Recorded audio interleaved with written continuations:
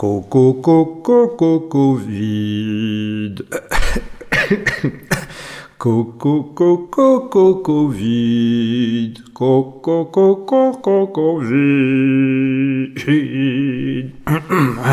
Bonne année 2022 du calendrier grégorien.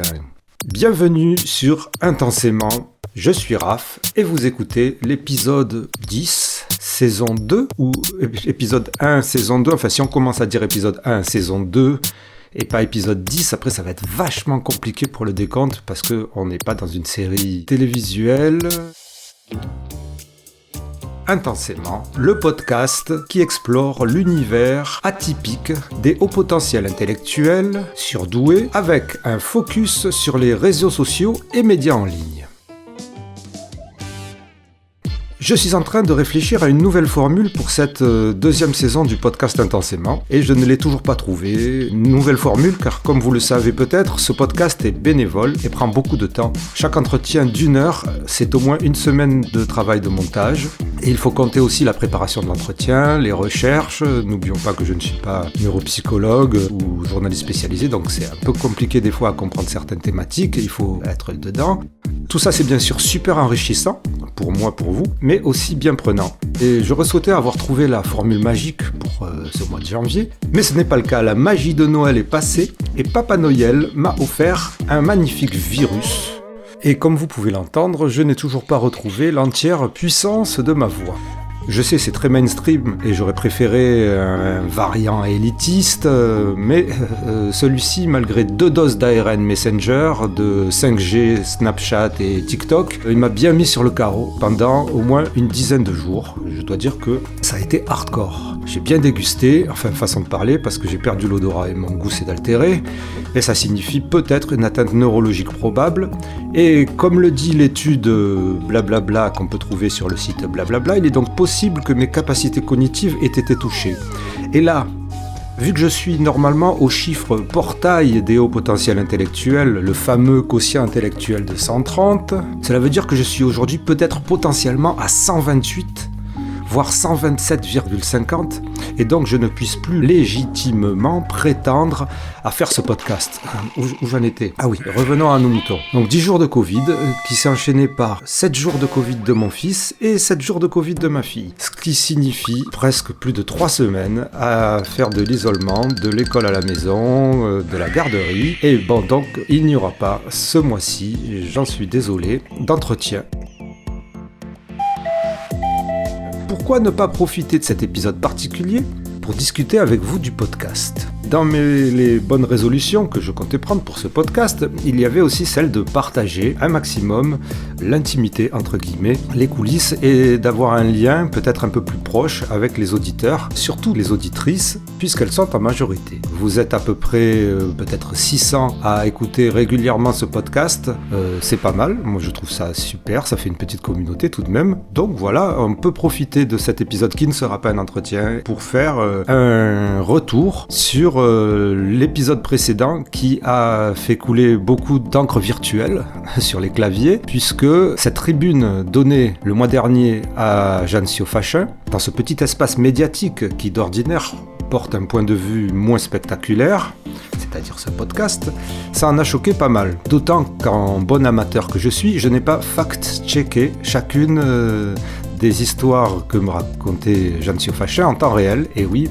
puisque mes fact-checkers étaient en grève à ce moment-là. Ah, évidemment, je n'ai pas de fact-checker, c'est une joke. En tout cas, pour moi, c'était pas le plus important. Le plus important était de comprendre le phénomène zèbre plus que le phénomène Jeanne Siofachin. Et sur ce plan-là, nous avons été comblés, je trouve. Nous avons tous compris que, en tout cas de nos jours, Jeanne Siofachin affirme avoir été dépassée par les événements, et que pour elle, zèbre égale surdoué, égale au potentiel intellectuel, c'est-à-dire que l'une des bases de sa définition du zèbre, et donc qui devrait être la définition universelle des zèbres, c'est bien sûr un quotient intellectuel égal ou supérieur à 125 ou 130, et qu'il n'y a pas de caractéristiques zèbres. Toujours selon elle, si on résume l'entretien, on ne peut se prétendre zèbre uniquement sur la base de son hypersensibilité, que de toute manière, actuellement, les connaissances sur l'hypersensibilité sont limitées et basées sur des théories et thèses, que je n'arrive jamais à différencier thèses et théories, ça me rentre par une oreille, ça me sort de l'autre, mais bon, vous ferez le tri. Mais en tout cas, toujours selon elle, cela ne repose pas sur des sciences établies, et encore moins pour le haut potentiel émotionnel, c'est-à-dire le HPE, qui, toujours selon Jeanne Siofachin, n'existe pas, et que toutes ces histoires de zébritude ne l'intéresseraient pas vraiment. Elle trouve cet engouement pour les zèbres sans aucun sens, et que même il y aurait tendance à entraîner le ou la prétendante zèbre, c'est-à-dire celle qui n'a pas encore fait d'évaluation neuropsychologique, à s'enfermer dans un monde imaginaire. Cela fait beaucoup de points sur les i tout de même pour nos amis les zèbres, et je dois dire que cet entretien a fait mouche en tout cas sur ce point-là. Sur les autres points, je le répète, j'ai passé un bon moment avec Madame Siofachin, je n'ai pas lu tous ses livres, je ne la suis pas depuis 20 ans ou 30 ans, et j'ai toutes les raisons, moi, de mon côté, de lui faire confiance lorsqu'elle me parle. Et j'ai trouvé super cool de discuter avec elle sur l'hypersensibilité, puisque c'est un point sur lequel j'aimerais avoir plus de connaissances, et que si l'hypersensibilité, ou même l'empathie, ou l'overexcitability de Dabrowski, tout ça sont des thèses, des théories plus ou moins récentes, plus ou moins controversées, qui génèrent des polémiques, encore une fois, donc, où la science n'est pas encore établie. Si la science est en train de progresser sur tout ça, c'est bien d'avoir d'un côté l'avis des scientifiques, et de l'autre côté, l'avis de ceux qui essayent de faire progresser ces théories-là, sans que ça soit forcément des charlatans ou des gens qui ont envie de faire avancer leur propre petite personne. Et ce sont autant de thèmes que j'aimerais bien aborder dans des épisodes futurs. Mais ceci dit, on le sait, ce sont par essence des sujets very touchy, parce que justement le challenge, c'est de manipuler des notions non reconnues, des subjectivités, des opinions, des envies, mais aussi de la science. Voilà. Alors, je vais revenir un tout petit peu sur les commentaires, puisque cet épisode a été l'épisode qui a suscité le plus de commentaires. Donc, à la fois de spécialistes, de neurologues, de neuropsychologues, ça j'ai trouvé ça super, génial, mais aussi d'auditeurs et d'auditrices. Alors il y a eu même ça, alors j'ai trouvé ça incroyable, des commentaires à chaud, c'est-à-dire des personnes qui commentaient en écoutant le podcast au fur et à mesure, ça c'était génial. Donc on va faire la part des choses, les commentaires des spécialistes, dont beaucoup font partie du côté scientifique et esprit critique de la force, proposaient une autre version de ce que j'avais compris, de ce que disait Jeanne Siofachin, évidemment, puisque il la connaissait depuis toujours, depuis plusieurs dizaines d'années. Moi, je n'ai pas eu ce privilège, et donc je ne sais pas si elle s'est contredite par rapport à un truc qu'elle avait dit en 1975 ou en 2002, le 3 février à 14h, je n'en sais absolument rien. Évidemment, il y a des sources, on peut faire des copier-coller de textes et tout ça, donc il n'y a aucun souci. Ce que je dis, c'est qu'évidemment, une personne peut évoluer dans ses positions, et que, en tout cas, je ne vois aucune raison pour laquelle Jeanne Siofachin aurait eu ce genre de propos si elle n'y croyait pas. Mais bon, encore une fois, je ne suis pas spécialiste. Et donc aussi des commentaires négatifs qui disaient que ça y est, j'étais passé de l'autre côté de la force, blablabla. Mais j'ai eu aussi des commentaires positifs. Alors je passe les commentaires qui disaient que je suis le meilleur, le plus grand, le plus beau. Non, je rigole. Mais j'ai eu aussi des commentaires positifs sur le côté ouvert que ça donnait au podcast. Le podcast avait osé traverser le fleuve, aller de l'autre côté, sur l'autre rive, et d'essayer de voir ailleurs si on y est quelque part. En tout cas, moi, c'est ce que j'ai pensé au niveau du zèbre.